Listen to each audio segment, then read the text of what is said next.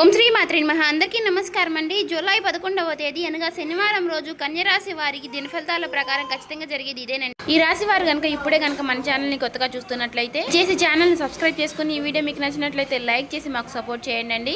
మరి ఈ రోజున జరిగేటటువంటి ప్రధానమైన అంశాల గురించి తెలుసుకుందామండి. ఈ రోజు అయితే జాగ్రత్తగా ఉండవలసినటువంటి అంశంగా చెప్పుకోవచ్చు. ఎందుకంటే ఈ రోజున మీ జీవితంలో ఒక డెడ్ లైన్గా ఉండబోతోంది. ఎందుకు అంటే కనుక మధ్యాహ్నం 2:30 తర్వాత మీ జీవితంలో ఊహించినటువంటి ఒక మార్పు అనేది రాబోతుంది.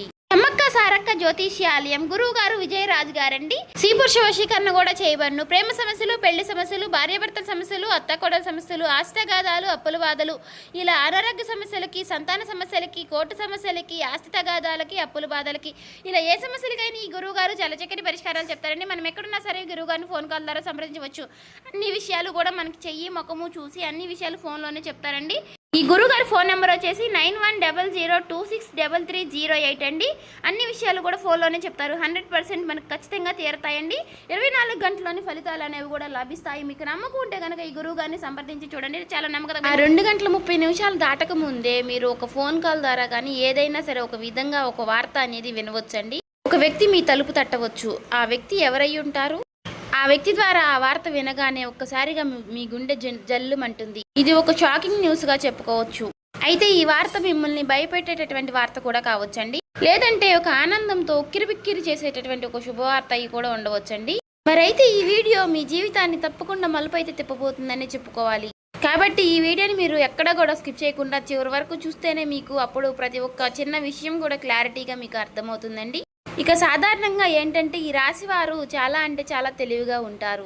చాలా గొప్ప తెలివితేటలను కలిగిన వారై ఉంటారండి. అలాగే మంచి దురదృష్టి కలిగిన వారిని కూడా చెప్పుకోవచ్చండి.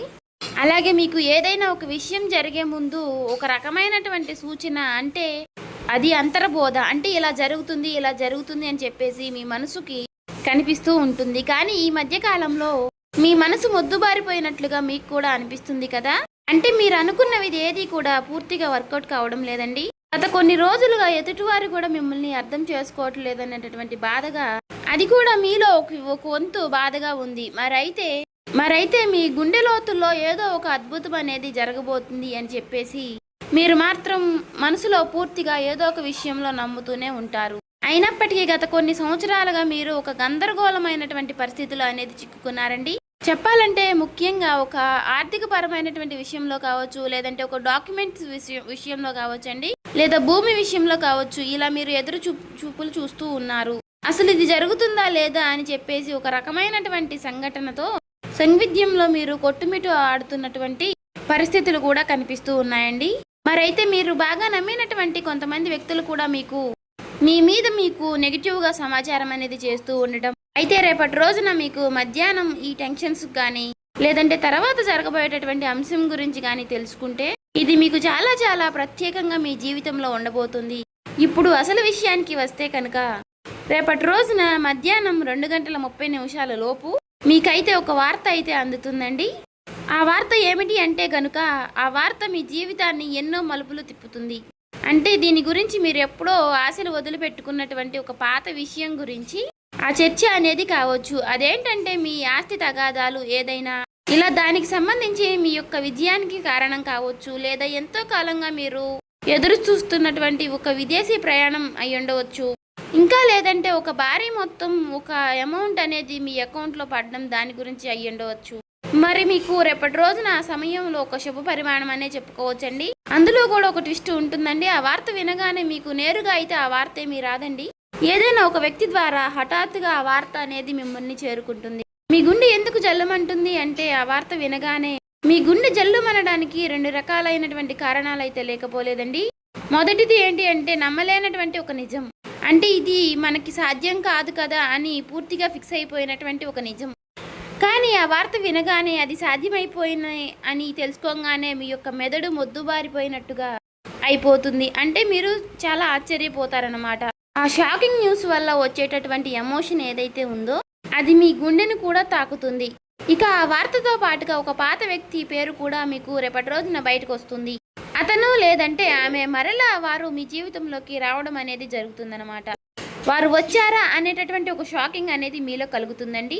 అది ఆనందం భయం రెండు కలగలిపినటువంటి ఒక రకమైనటువంటి ఒక గొప్ప అనుభూతి లాగా మీకు అనిపిస్తుంది. ఈ అనుభూతి కారణంగా మీకు ఊహించిన విధంగా వచ్చేటటువంటి ఆ ఒక్క వార్త కారణంగా మీరు ఒక్కసారిగా ఆశ్చర్యపోయేటటువంటి అవకాశాలు కూడా చాలా అంటే చాలా ఎక్కువగా కనిపిస్తున్నాయండి.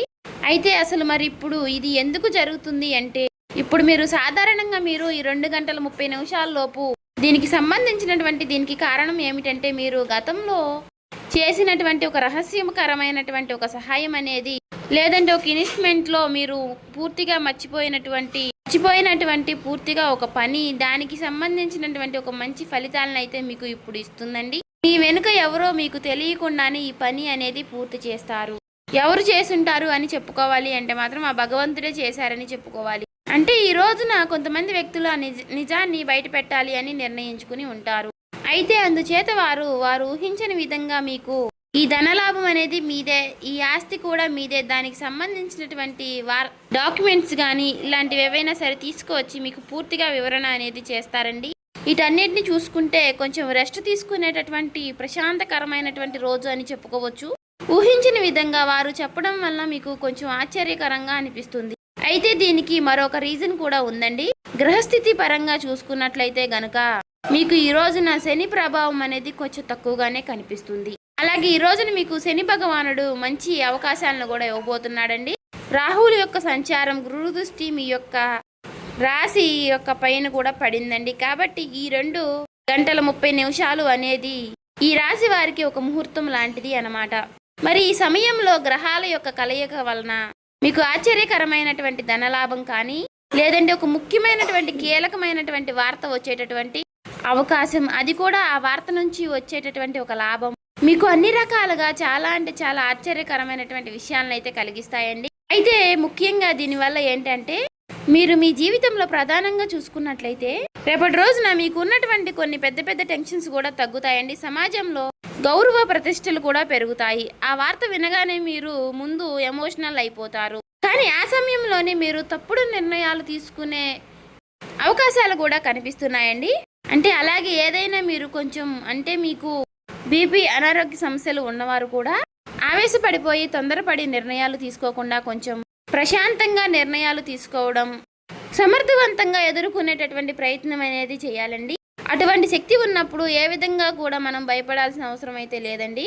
ప్రతి ఒక్క మనిషి విషయంలోనూ కూడా శుభవార్తలు అశుభవార్తలు సాధారణం. ఒక్కొక్క రోజు మనకు చాలా ప్రశాంతంగా అనిపిస్తుంది, ఒక్కొక్క రోజు అసలు ఈ రోజే బాగాలేదు, చాలా ఒత్తిడిగా ఉంది, నిద్ర లేచినప్పటి నుంచి ఎవరి ముఖం చూసాము అన్నట్లుగా ఒక రకమైనటువంటి ఫీలింగ్ అనేది మనలో కలుగుతూ ఉంటుంది.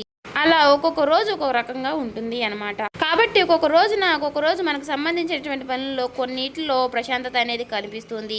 అదేవిధంగా ఒక్కొక్క రోజు మనకు సంబంధించిన పనుల్లో పూర్తిగా డేలా పడిపోతామేమో అన్నట్లుగా అనిపిస్తూ ఉంటుంది. కాబట్టి ఏదైనా మన ఆలోచన విధానంలో మనం తీసుకునే నిర్ణయాలు బట్టి ఉంటుందండి. కాబట్టి ఈ రోజున ఉదయం టైంలో ఆ శివుడి యొక్క ఆరాధన చేసుకోవడం, ఓం నమః శివాయ అనే మంత్రాన్ని జపించుకుంటూ ఉండడం, వీలైతే మీరు శివాలయానికి వెళ్ళి 11 ప్రదక్షిణలు కానీ 21 ప్రదక్షిణలు కానీ చేసుకుని కాసేపు ఆ ఆలయంలో ప్రశాంతంగా కూర్చుని శివుని దర్శనం చేసుకుని మీకు వీలైనన్ని సార్లు లేదంటే 108 సార్లు కానీ ఓం నమః శివాయ అనే మంత్రాన్ని జపించడం వల్ల మీకు ఉన్నటువంటి కొన్ని నెగిటివిటీ అనేది తొలగిపోయి పాజిటివిటీ అనేది పాస్ అవుతుందండి.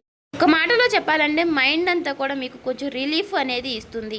ఇది ఒక విశేషమైనటువంటి రోజుగా చెప్పుకోవచ్చు.